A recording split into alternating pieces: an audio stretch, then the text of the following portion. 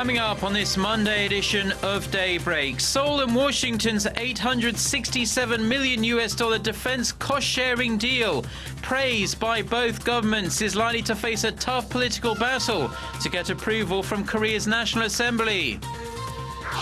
Pope Francis will appoint 19 new cardinals next month, including Korea's Archbishop Yeom Soo-jung. Yeom will become only the third cardinal in Korea's history.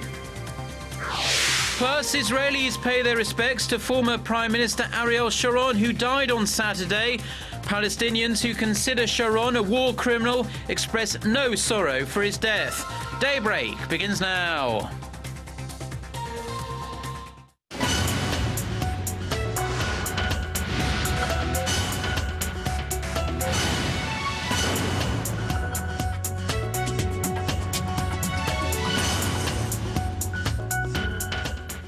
You're watching Daybreak on Monday, January 13th. I'm Choi Yusan in Seoul.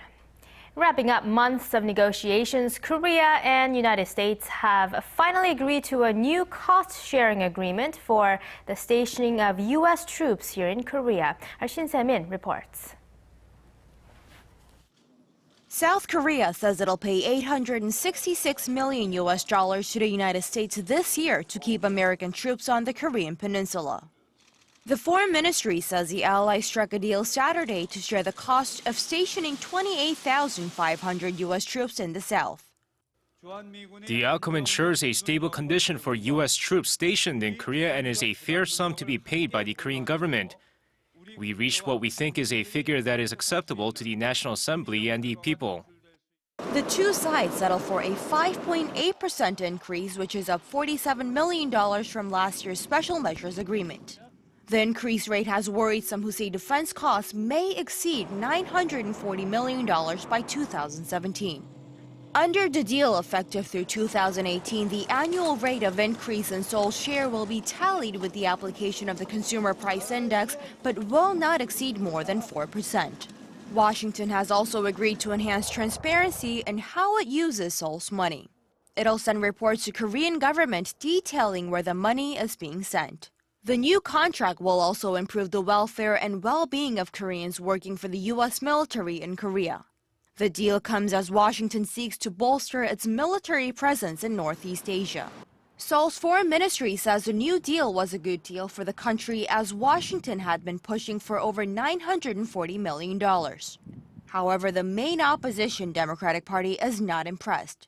It says the deal was poorly executed and a sign the deal might not face an easy ride in Parliament, where it still needs to be approved.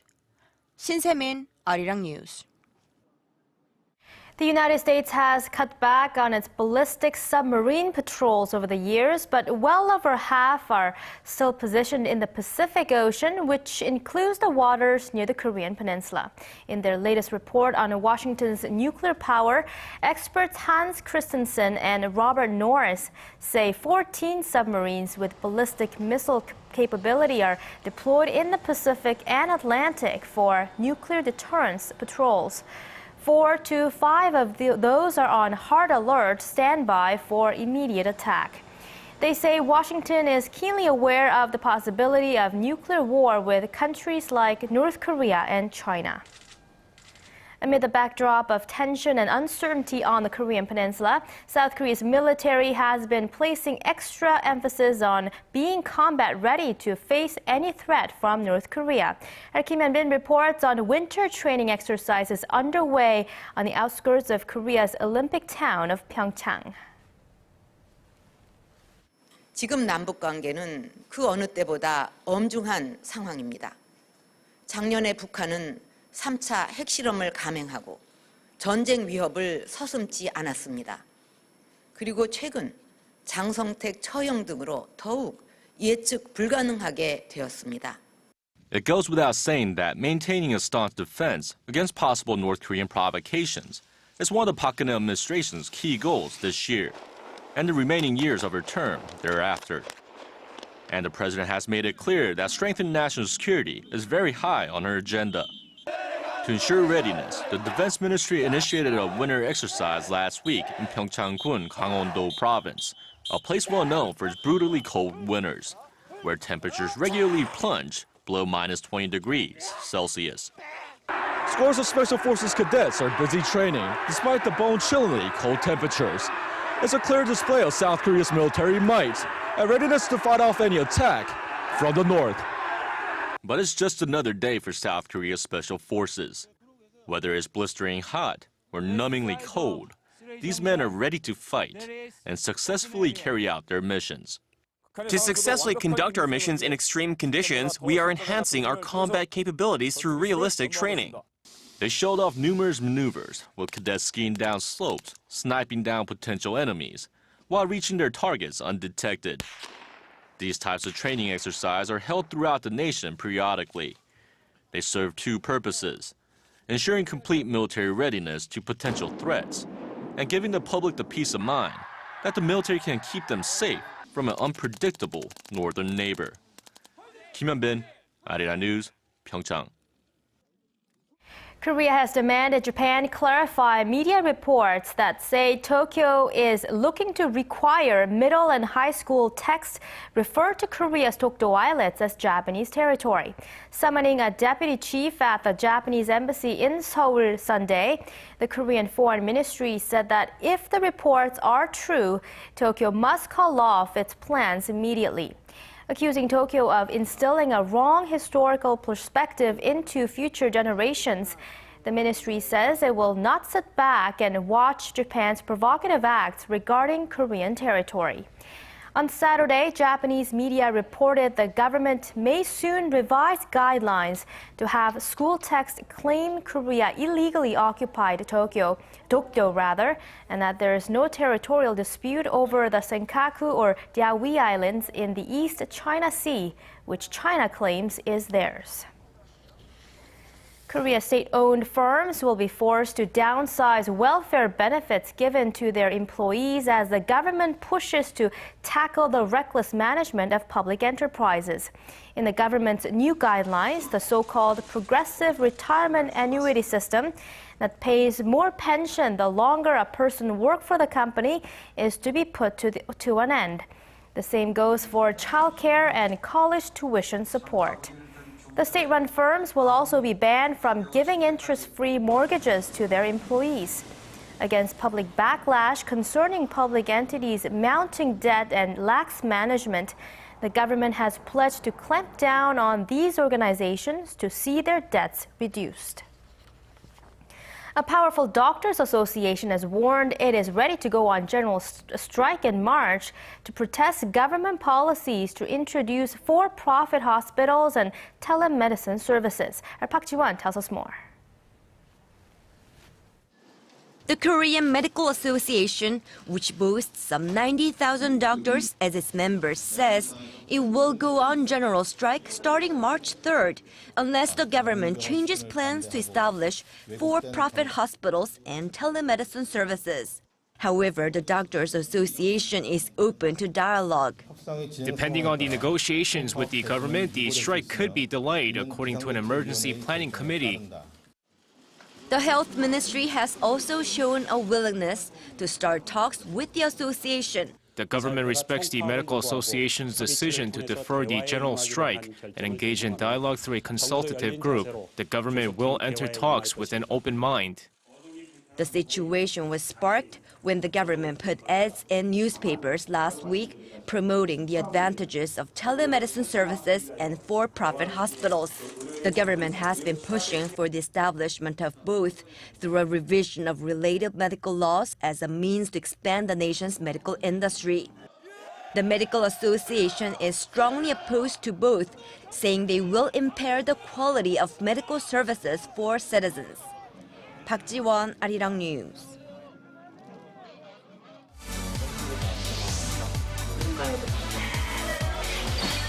If you want the latest news from Korea and around the world. Return to the negotiation. President Park Geun-hye plans, given the current circumstances. On your way to work or at home. Defense Ministry. The legislature will convene a... Tune into Daybreak on Arirang TV. Prime Minister Shinzo Abe said Tuesday.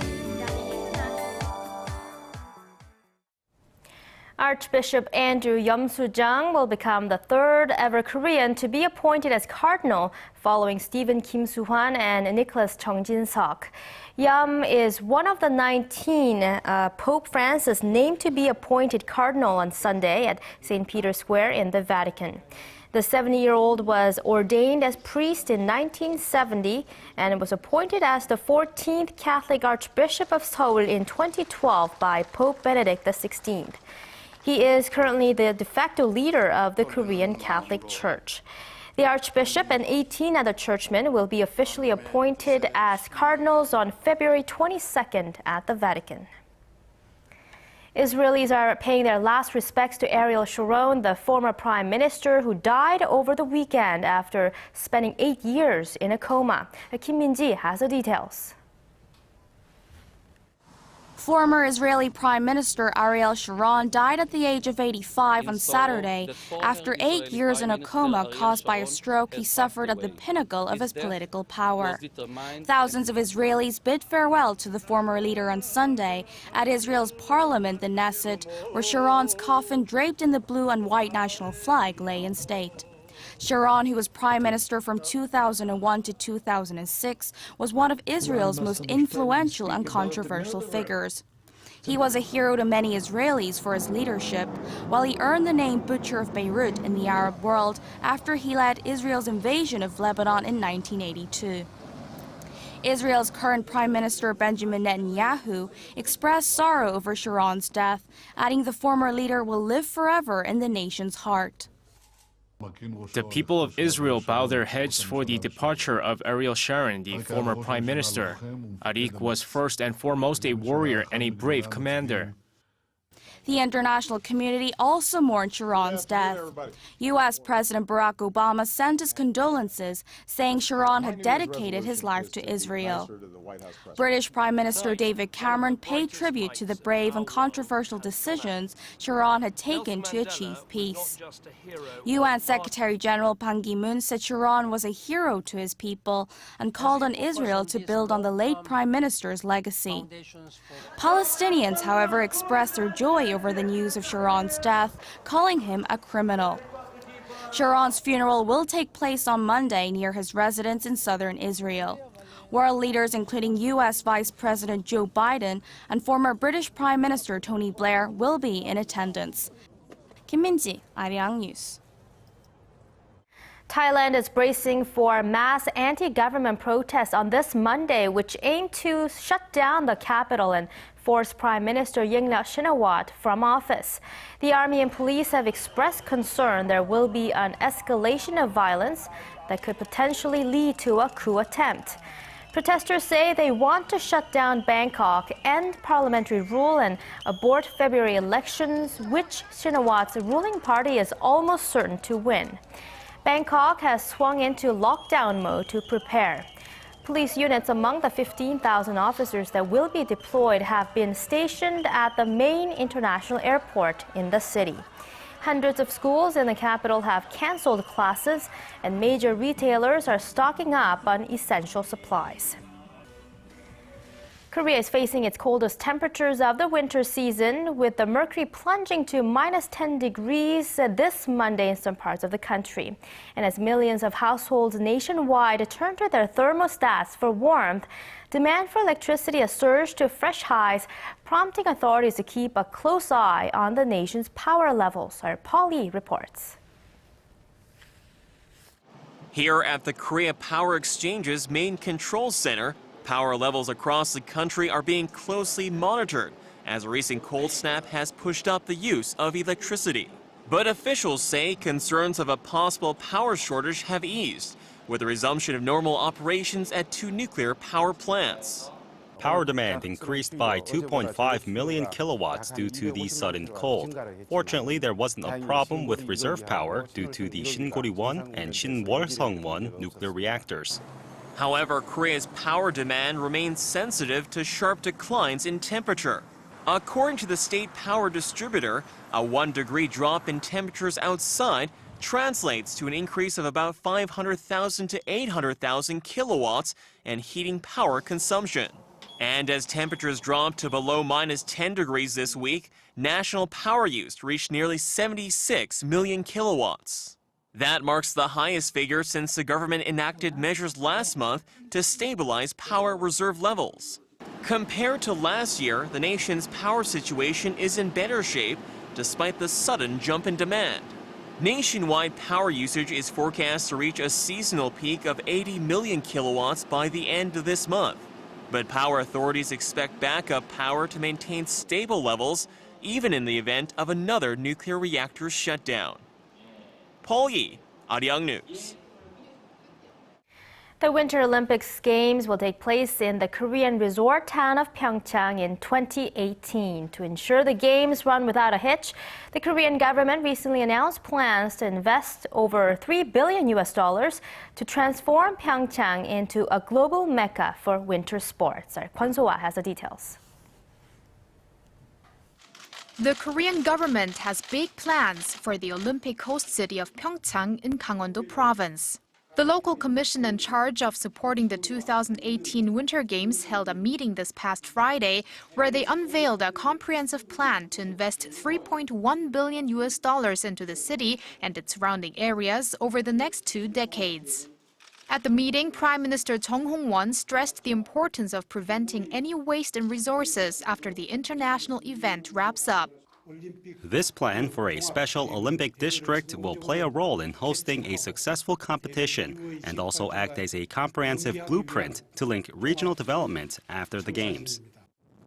The large-scale development plan will cover some 40 projects, with most of the investments to be used during the period running up to the Winter Games. Pyeongchang will be designated a special district spanning more than 27 square kilometers, which will be divided into 5 special zones based on their regional features. The main Olympic zone will act as a hub for regional development, while other areas such as Cheongseon will be featured as an eco-friendly tourist destination. The long-term focus will be on sustainable regional growth with the creation of various sports facilities as well as expanded public infrastructure and transportation networks. The Korea Research Institute for Human Settlements expects the ambitious plan to generate nearly $10 billion in gross regional product and create over 260,000 jobs by 2032. Kwon So-ah, Arirang News.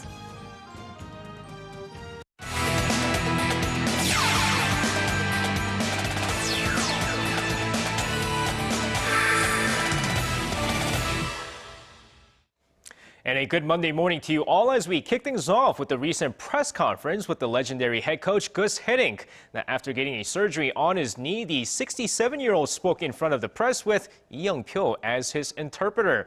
Now, on Sunday, with some of his former players behind him, Hiddink stated that manager Hong Myung-bo is a worthy head coach for the national team and that he's a proven coach. When asked about the upcoming 2014 World Cup in Brazil, the 2002 national team head coach stated that although Group H might seem like an easy group, Russia and Belgium is very talented and that Algeria is a very underrated team.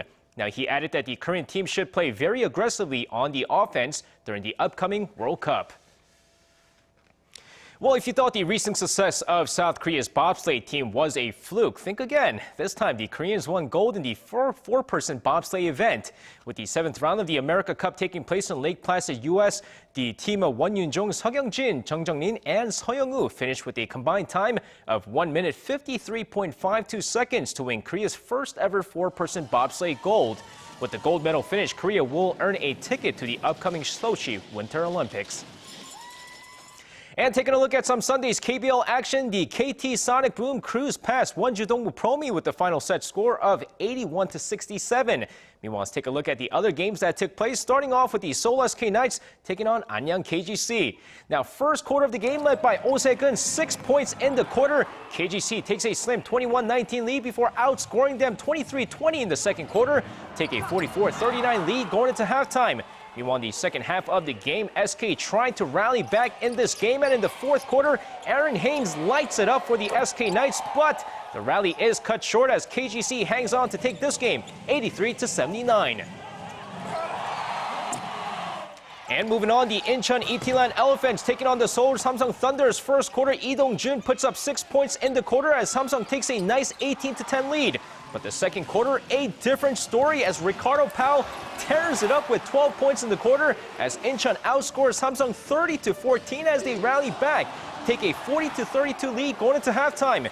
Incheon's leads get bigger and bigger in the third quarter of the game, but Jasper Johnson trying to get Samsung back in the game, lights it up with 12 points, but the rally is cut short as Incheon takes this game 75-70, your final score.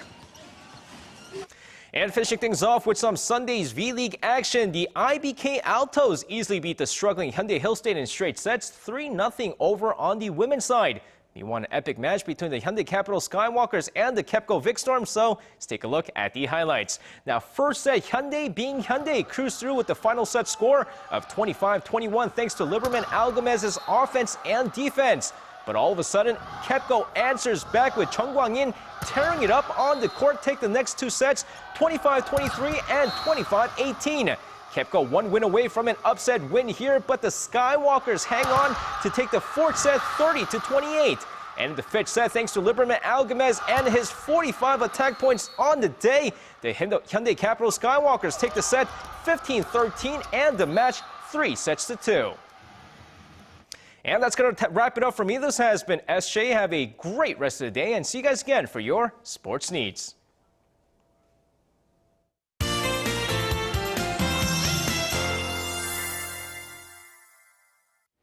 Good Monday morning to you. I'm Lee Ji-hyun with your latest weather forecast. Well, I hope you enjoyed a brief warm-up we had on the weekend because winter chill is back again. We are kicking off the third week of January under very cold condition, and morning low in Seoul has dropped to -1 this morning, and afternoon highs will remain quite cold as well. So the cold wave advisory has been reissued in the most parts of the peninsula, so be sure to dress extra warm before heading out today. And the dry air advisory is still in effect in the eastern parts of the peninsula, so be extra caution when handling fires if you're in that region. But skywise, we expect clear blue winter skies throughout the day across the nation, but it won't give us any relief from the icebox condition. The strong gusty winds will only make things colder. But I gotta say, today should be the coldest day of the week. We're expecting gradual increase in our daily highs. So as we head into the end of the week, we can expect much warmer temperatures. But till then, we have to bear with the brutal cold temperatures. With that in mind, here are the readings for today. A morning low in Seoul is at -10 and will only get up to -3 in the afternoon. Daegu and Gwangju should wake up to daily low of -6 and will top out at 2 and 1 respectively. And Busan should get up at 5 with lots of sunshine. Now for other regions, it looks like Jeju will climb to 4 in the afternoon. Daejeon will get up to freezing mark, while the top temperature on Gyeonggang-san Mountain will be only at -9.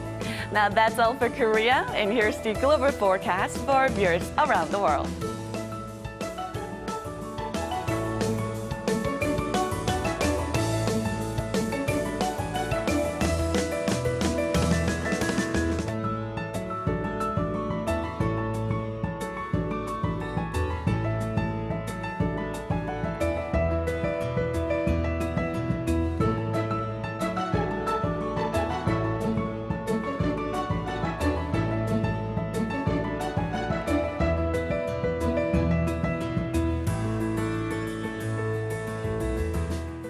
That's all I have for you at this hour. Don't forget to dress in layers before heading out, and hope you have a wonderful Monday.